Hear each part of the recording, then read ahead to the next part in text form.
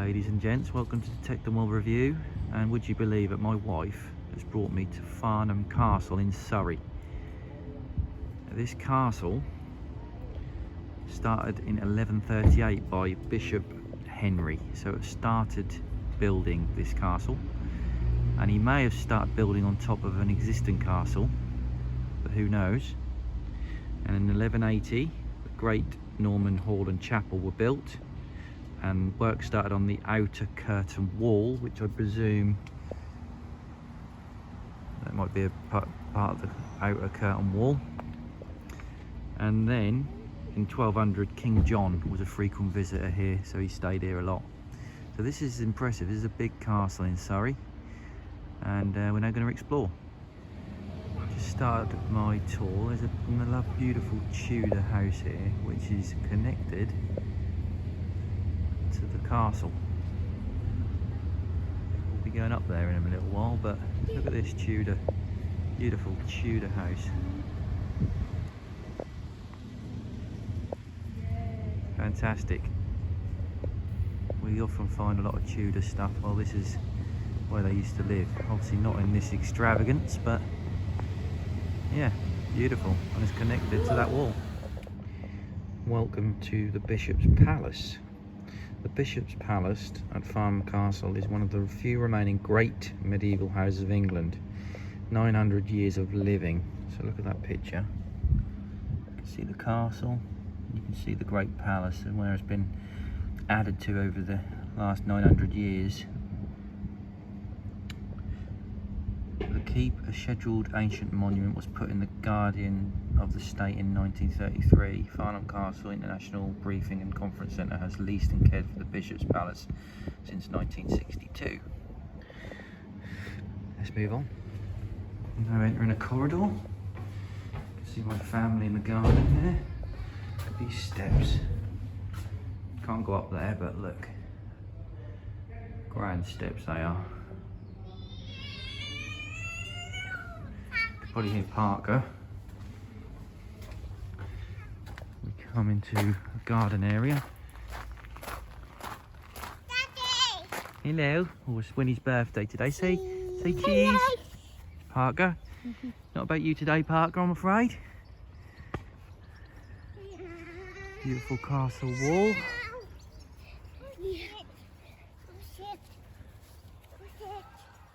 No, it's dirty. Grand Palace. Let's move on. Beautiful masonry. 900 years old, I reckon. That's one of the first bits to be built. Look at that grand tree, it's nice as well. It's an impressive place. We come round to reveal we're at the foot of the castle here.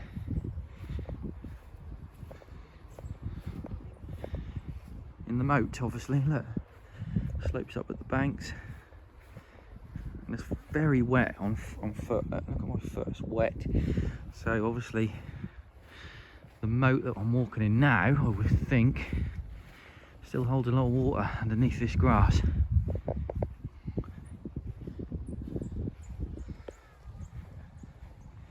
Walls. Just gonna climb up the verge here, like I usually do in my videos. I'm always in the moat, aren't I? So climb up. Oh, there's a little archway there. Look at that.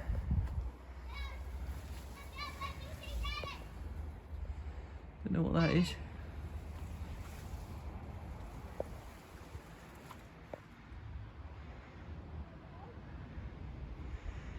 So there you go, you can see the structure there. It's a round structure. We'll be going inside next, so see you in there.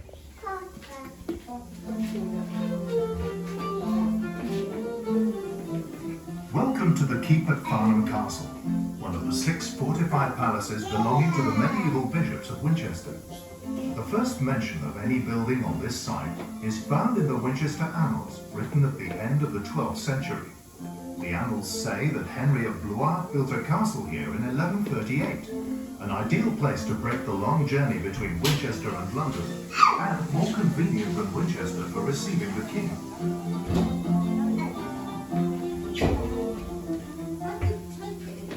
The first keep was a square tower which rose some 20 metres above a Christmas pudding-shaped mound.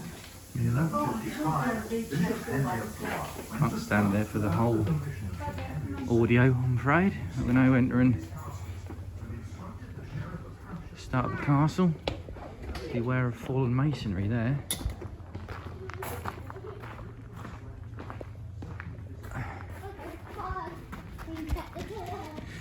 In the Middle Ages, a deep pit blocked the way to the gatehouse. A drawbridge spanned the gap in front of you as an outline where it has been filled in. Where would that be? Drawbridge here, I think.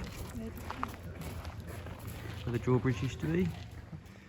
Right, there's a lot of steps here, and we're going to be entering this section of the castle. There's a board here. Let's have a look what it says. The gatehouse.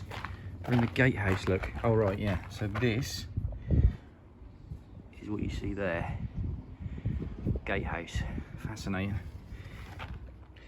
The builders of Farnham Castle considered its defence carefully.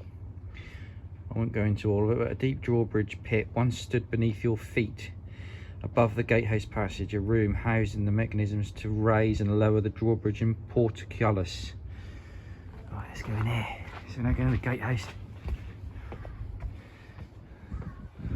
I'll tell you what, that is impressive. Very impressive.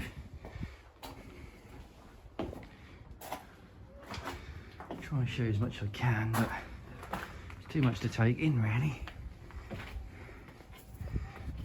So here we are in the castle. That's not original obviously, but we'll read about that in a sec hopefully. That's where I've just come from. Let's take a look around. There's a board over here. Look at the views. Good vantage point. It's just about the Civil War. During the Civil War, Farnham's Castle position made it strategically important. So there you go, King Charles I in the west and his royalist supporters in Kent. Yeah, it stood between them. Look at the views.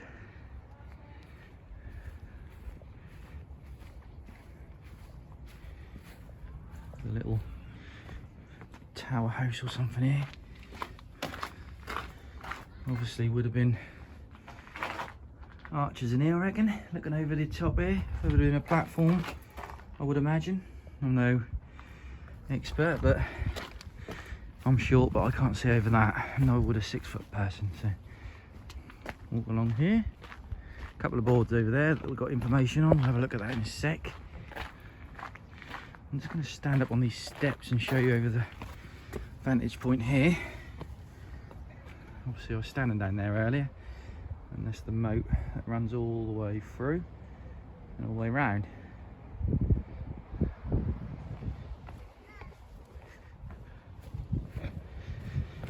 Let's just walk around. Wonder what this area would have looked like. Let's have a look on these boards. Right, the square tower and well. The builders of the first tower began constructing its walls far below where you are standing. They built a moat of compacted clay, chalk and other minerals around the sides. This unusual design may have been to protect the tower base from attack by mining or battering ram.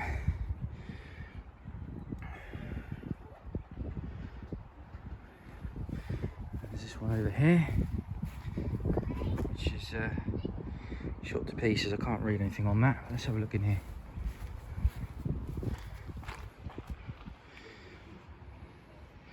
So these are wells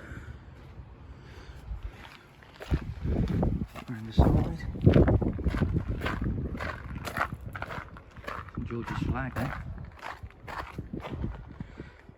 Right, okay, that goes right down there.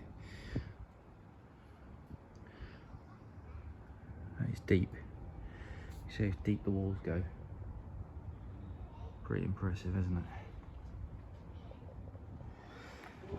Just look how thick these walls are, ladies and gents.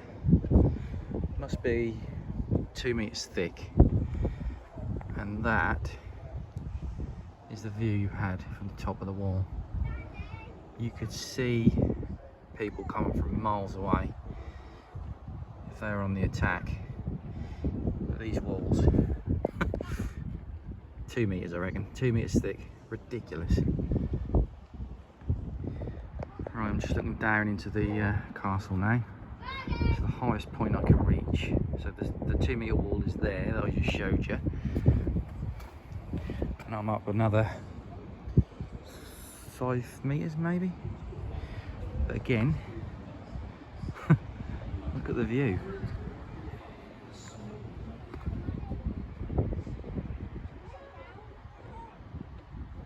Need I say more? This is what I was looking for. The Shell Keep. So here we go. This is what it used to look like inside of the castle that I'm looking at there. So that's the design. Okay, so I come through the drawbridge and entered the Shell Keep. After Henry II had the first castle tower demolished, work began on a much larger structure. Records do not tell us who ordered the construction of this new keep or when building began, but it existed when Bishop Peter de Roche wrote his accounts in 1208.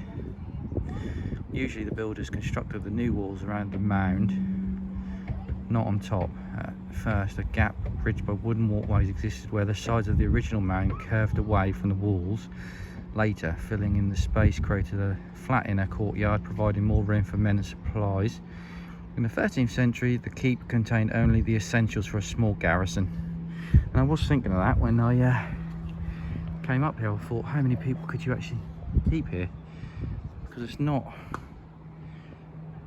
going to keep a small army, but it's a very impressive castle all the same.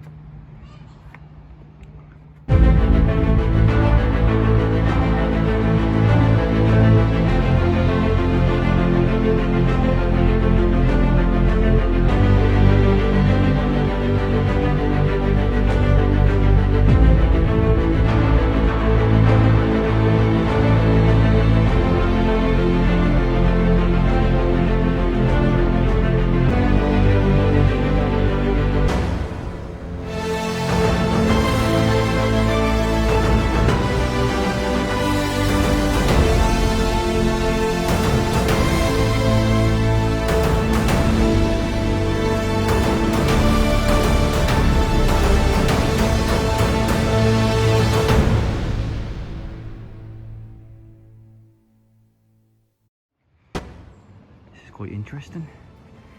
From the render, there's an archway.